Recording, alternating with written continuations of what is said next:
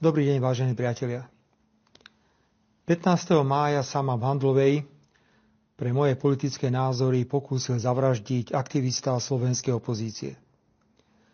Skvelý zdravotnícky tím v Rooseveltovej nemocnici v Banskej Bystrici zabránil najhoršiemu. Teraz sa už rovnako kvalitne ambulantne o mňa stará nemocnica svätého Michala v Bratislave. Ak všetko pôjde optimálne, postupne by som sa do práce mohol vrátiť na prelome júna a júla. Je na čase, aby som urobil prvý krok, a tým je odpustenie. Necítim žiadnu nenávisť voči neznámemu človeku, ktorý ma dostrieľal. Nebudem voči nemu vyvíjať žiadne aktívne právne kroky, ani žiadať náhradu škody. Odpúšťam mu a nech si to, čo učinil a prečo tak učinil, vysporiada on sám vo svojej hlave. Nakoniec je evidentné, že bol len poslom zla a politické nenávisti, ktorú politicky neúspešná a sfrustrovaná opozícia rozvinula na Slovensku do nezvládnutelných rozmerov. Treba očakávať, že protivládne médiá, politické mimovládne organizácie financované zahraničím a opozícia začnú pokus o moju vraždu bagatelizovať. Že išlo iba útok poblúzneného človeka, že medzi ním a opozíciou neexistovali žiadne prepojenia, že poškodenie môjho zdravia nie je vážne. Vždy som si chránil svoje súkromie, preto aj teraz sa obmedzím len na konštatovanie, že útok mi spôsobil vážne poškodenie zdravia. Opakované operácie, veľa bolesti a utrpenia. Bude malý zázrak, ak sa do práce vrátim o niekoľko týždňov. Chcem požiadať protivládne médiá, najmä tie, ktoré sú spoluvlastnené finančnou štruktúrou Soroša, aby sa nepúšťali touto cestou a rešpektovali nielen závažnosť dôvodov pokusu o vraždu, ako aj následkov tohto pokusu. A opäť ich vyzývam, aby urobili už známy test Robertom Ficom. Ako by sa správali, keby sa niečo obdobné stalo jednému z lídrov slovenskej opozície a útočníkom by bola osoba s prepojeniami na Smer, slovenskú sociálnu demokraciu. Nemám žiadny dôvod veriť, že išlo o útok osamelého pometenca. Už niekoľko mesiacov verejne komunikujem, že pravdepodobnosť atentátu na vládneho politika sa na Slovensku blíži k istote. Hovoril som to verejne v médiách a na tlačových konferenciách. Povedal som to všetkým veľvyslancom krajín Európskej únie a NATO na Slovensku. Tému som otváral aj na viacerých bilaterálnych stretnutiach s mojimi partnermi. Pred niekoľkými týždňami som na rokovaní vlády dokonca požiadal ministrov, aby nechodili do davu. Nie, nemal som žiadnu spravodajskú informáciu. Ale moje skúsenosti z 32-ročného pôsobenia v politike ma varovali. Počas dlhej politickej kariéry som sa vždy opieral o základné politické právo na iný názor. A principiálne nesúhlasím s politikou jediného správneho názoru, ktorú dnes tvrdo presadzujú niektoré veľké západné demokracie. Odmietam zasahovanie do vnútorných záležitostí iných krajín, či násilný vývoz demokracie do krajín, ktoré sa rozhodli ísť vlastnou cestou. Slovensko nemá ekonomické a vojenské nástroje na silové presadzovanie svojich záujmov. Musíme sa preto neustále usilovať o dôsledné dodržiavanie medzinárodného práva a mať odvahu pomenovávať veci pravdivo, bez ohľadu na to, aké veľké krajiny sa dotýkajú. Ak má malá krajina, ako je Slovensko, politických lídrov s takouto výbavou, nemá to v medzinárodných vzťahoch vždy jednoduché. Nie všetky veľké demokracie boli nadšené, keď som odmietal bombardovanie Belehradu alebo stiahol slovenských vojakov z Iraku. Blokoval zavedenie povinných kvót pre nelegálnych migrantov, či radikálne odmietal návrh na zrušenie práva veta pre členské štáty Európskej únie. Sebavedomá, suverénna slovenská zahraničná politika, vychádzajúca síce z členstva v EÚ a v NATO, ale orientovaná na všetky 4 svetové strany, nie je jednoducho v móde. Situácia vo vzťahoch medzi mojou politickou reprezentáciou a partnermi v EÚ a v NATO sa vyhrotila po ruskom útoku na Ukrajinu, kde sme odmietli poskytnúť Ukrajine okrem humanitárnej pomoci akúkoľvek vojenskú pomoc zo štátnych zásob a kde naďalej zásadne uprednostňujeme mier pred vojnou. Je to práve konflikt na Ukrajine, ktorý v Európskej únii a v NATO ešte viac posilnil, doslova posvetil koncept jediného správneho názoru. A to, že vojna na Ukrajine musí pokračovať za každú cenu s cieľom oslabiť Ruskú federáciu. Kto sa s týmto jediným povinným názorom nestotožňuje, je okamžite označovaný za ruského agenta. Je medzinárodne politicky odsúvaný na okraj. Je to kruté konštatovanie, ale v Európskej únii prestalo existovať právo na iný názor. Po vyhratých parlamentných voľbách v septembri 2023, keď sa Smeru slovenskej sociálnej demokracii podarilo zostaviť štvrtú vládu, začalo dochádzať k absurditám.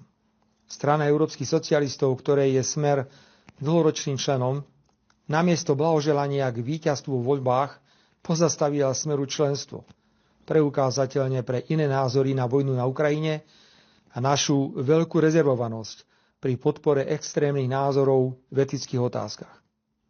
Počas zasadnutia V4 v Prahe došlo k pokusu, našťastie neúspešnému, rozbitie tejto významnej štruktúry regionálnej spolupráce s odôvodnením, že Slovensko a Maďarsko majú na niektoré medzinárodné témy iné názory. Nevôľa niektorých veľkých demokracií rešpektovať koncept suverénnej a sebavedomej slovenskej zahraničnej politiky sa stala vodou na mlyn slovenskej opozícii, ktorá sa v roku 2020 dostala k moci po tom, čo hrubo politicky zneužila doteraz nevyriešenú vraždu nominára a jeho priateľky proti mojej tretej vláde v rokoch 2016 až 2020.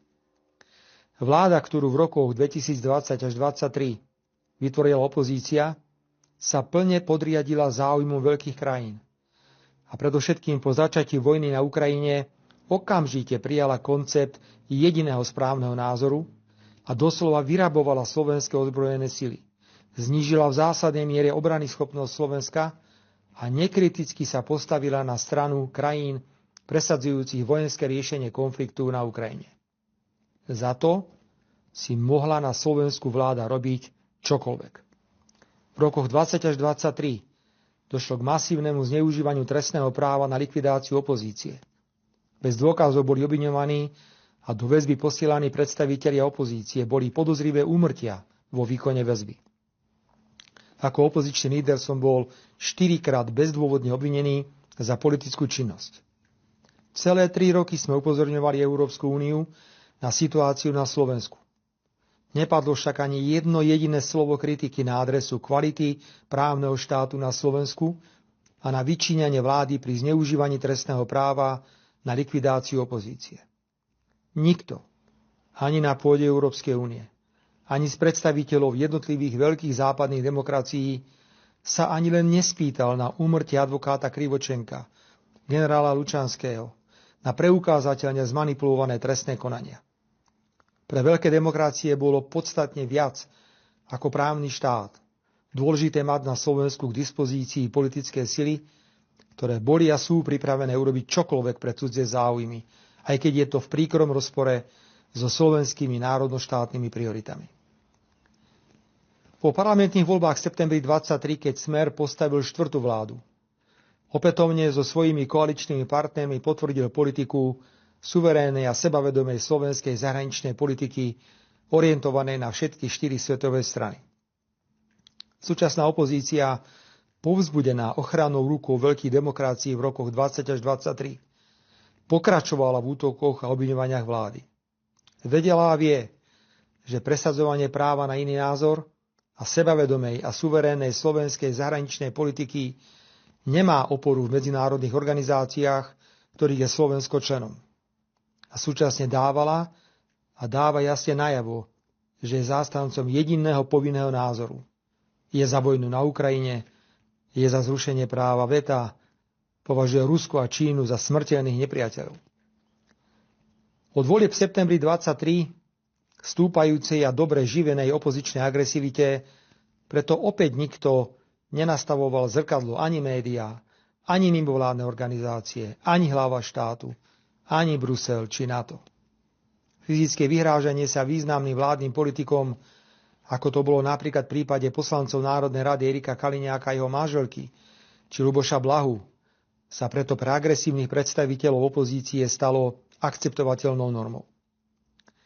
Nenávisť a agresivita súčasnej opozície, krytá a tolerovaná mienkotvornými médiami, mimovládnymi organizáciami financovanými zahraničím a žiaľ bez akejkoľvek reakcie medzinárodných organizácií vyvrcholila po úspešných prezidentských voľbách koaličného kandidáta Petra Pellegriniho na jar tohto roku. Bratislavská kaviareň agresívne, často aj fyzicky, útočí na vládnych predstaviteľov. Opozícia vysiela na oslavy štátnych sviatkov platených provokatérov, ktorí hrubo urážajú ústavných činiteľov. Herci potom, čo politicky vystúpia na opozičných mítingoch, útočia na vládnych predstaviteľov počas divadelných predstavení alebo sú hrubo zneužívané priame prenosy RTVS. Opozícia neprejavuje žiadny rešpekt k výsledkom demokratických parlamentných volieb, k autoritám. A treba dodať aj to, že vláda Smeru nepristúpila po parlamentných voľbách v septembri v roku 2023 k žiadnemu očakávanému revanšu za vyčíňanie opozície v rokoch 2020 až 2023, keď bola vo vláde. Vážení priatelia, 15. maja v Handlovej to teda nebol útok nejakého pometenca. Opozícia zneužíva to, ako veľké demokracie presadzujú jediný povinný názor v zásadných zahranično-politických otázkach a odmietajú suverénne postoje malých krajín. Vo vnútroštátnej slovenskej politike sa to prejavuje tak, že akékoľvek násilné a nenávisné excesy proti legitímnej vládnej moci sa na medzinárodnej úrovni tolerujú bez akéhokoľvek komentára. Opozícia nebola schopná posúdiť, pretože ju k tomu nikto nenútil, kam svojou agresívnou a nenávisnou politikou dostala časť spoločnosti. A bola iba otázka času, kedy dôjde k tragédii. A dnes som už konštatoval, že po tom, čo sa mi stalo 15. mája, kedy som v Handlovej nešiel do davu, ale k malej skupine priateľsky mávajúcich ľudí, by som mal byť plný zlosti, nenávisti a pomstychtivosti. Odpor proti politikovi, s ktorým nesúhlasíte, sa nerieši tak, že ho zastrelíte. Naopak, rád by som vyjadril presvedčenie, že všetka tá bolesť, ktorou som prešiel a prechádzam, poslúži niečomu dobrému. Ľudia mohli na vlastné oči vidieť, aká hrôza môže nastať, ak niekto nie je schopný demokraticky súťažiť a rešpektovať iný názor. Ani ja nie som žiadny politický anjel, viem byť veľmi tvrdý. Ani vlády, ktoré vediem, neboli a nie sú dokonalé, určite by sa mnohé veci dali robiť inak. A práve ponuka robiť veci inak a lepšie, mať iné názory, musí byť elementárnym základom akejkoľvek zmysluplnej demokratickej súťaže. Ponukou nemôže byť oponenta bezdôvodne zatvoriť alebo zákrene zabiť. Nad týmto sa opozícia bude musieť zamyslieť. Ak zotrvá na svojom súčasnom nastavení, hrôza z 15. mája, ktorú ste všetci mali možnosť vidieť prakticky v priamom prenose, bude pokračovať a budú ďalšie obete. Nepochybujem o tom ani sekundu. Vážení priatelia, na záver poďakujem ešte raz lekárom a zdravotníckemu personálu v Banskej Bystrici. Boli skvelí. Nemôžem zabudnúť ani na zdravotníkov v Handlovej a leteckú záchrannú službu. Vďaka patrí aj vám za všetky prejavy podpory. O rozsahu tejto podpory sa dozvedám až teraz a bola a je neuveriteľná. Veľmi si to vážim. Verím, že sa spoločnosť upokojí a že sa čoskoro zmysluplne a pokojne stretneme. Všetko dobré a držme si palce.